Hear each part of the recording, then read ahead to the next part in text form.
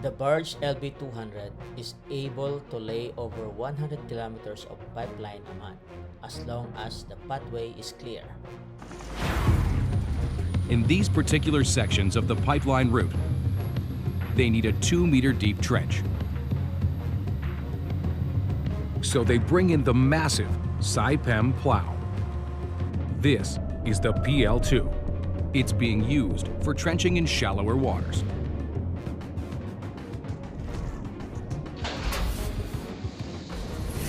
It drops onto the seabed over the 1-meter diameter pipe, where its strong clamps pick it up.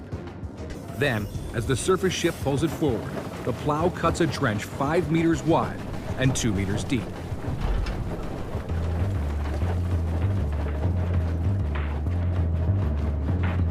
To fill the trench, the BPL-2 follows behind with backfill to cover the pipe with a protective coating of sand.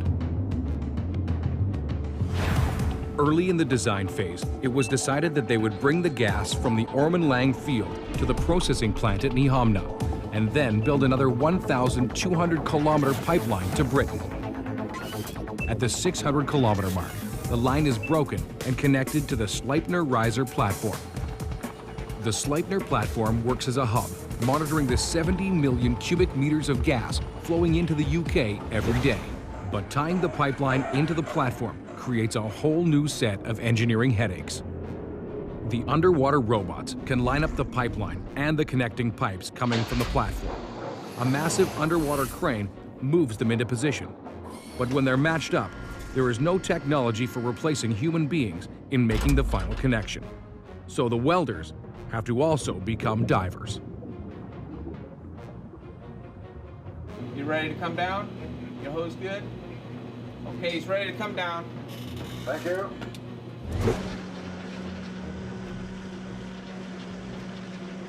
It's just that these welders are working on the sea floor. Like working on the moon, the divers move around in pressurized modules to the work site. Do one lift on it and see if we can rotate it into its proper orientation with you guys. Oh. Hey, you're clear of that, Dearman? Here, new edges have to be cut and beveled at each pipe end before the welding hub is lowered onto the joint to connect the two sections. The welding habitat is dropped to the ocean floor. It has to be maneuvered in place perfectly over the 1-meter diameter pipe. It clamps the pipe and then closes itself off.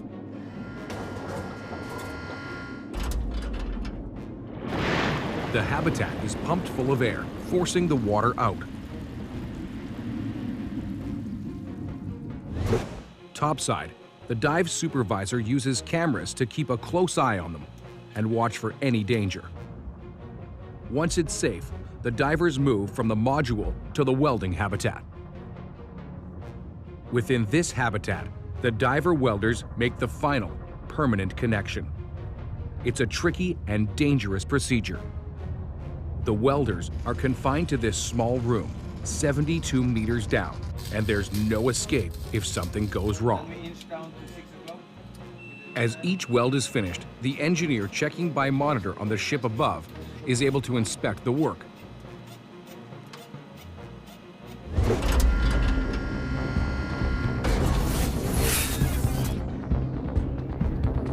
This last weld completes the connection from Easington to the Sleipner gas platform, halfway from Norway. This is the first of many underwater welds that they'll need to make all the pipe connections to get the gas flowing.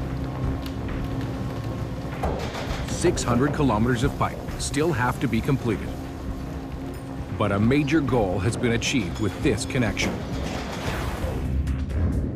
Now that the pipe has been sealed and connected, it has to pass inspection before they commit it to the next 40 years of service. This is done with the pipeline internal gauges, also known as the PIG.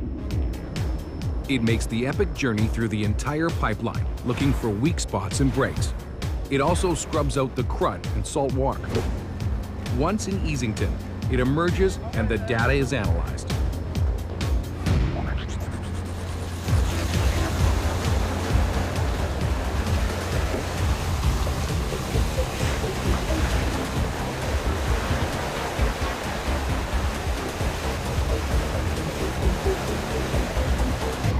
The pipe passes inspection, and the team moves on to the next phase, which is getting the pipe onto land and into the gas plant at Nyhamna.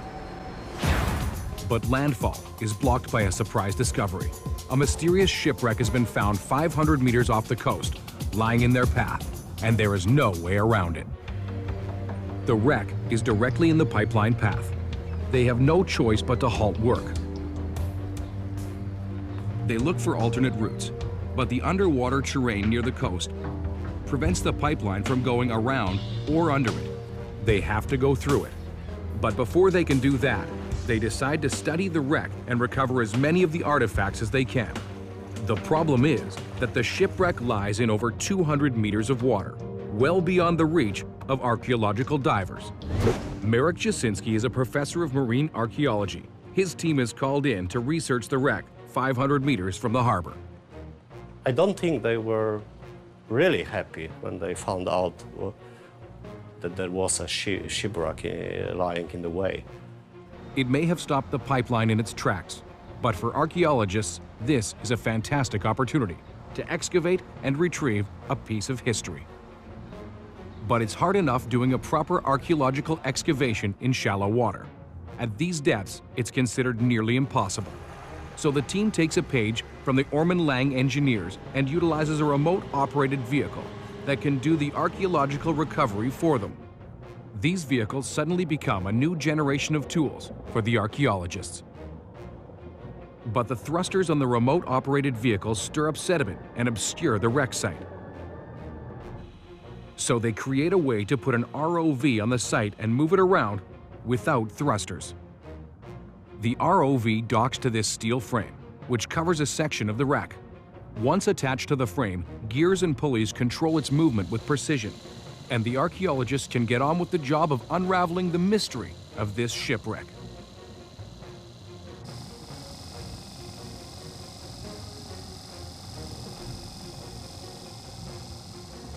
Our theory is that the ship was on its way to northern Russia, to Arkhangelsk, and that this ship was a part of the trade network between West Europe and northern Russia.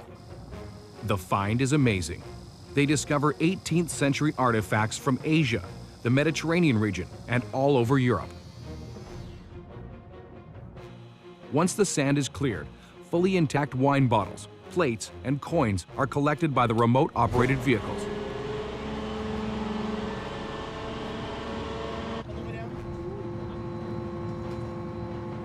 Det blir spennende å se om det er sjåvann eller saltvann. Back in the lab, the find is being investigated.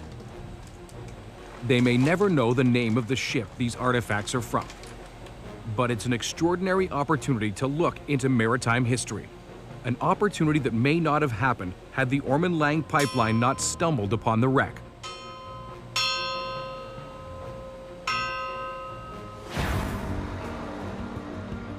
But as problems are being solved in Norway, they're a long way from being solved in England. The coastal town of Easington is chosen as a landfall point for the pipeline. It's a convenient place to come ashore because it already has some gas industry infrastructure. But there's a huge snag here, which can potentially set the project back by decades. Each year, on the coast battered for millennia by the North Sea, the land around Easington gets smaller.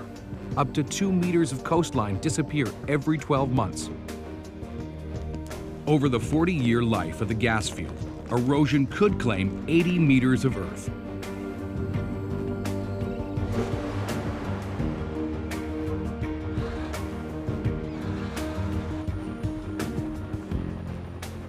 To prevent exposure after erosion, the pipeline is routed through a 400-meter tunnel under the cliffs of the Easington coast, then brought up to the plant.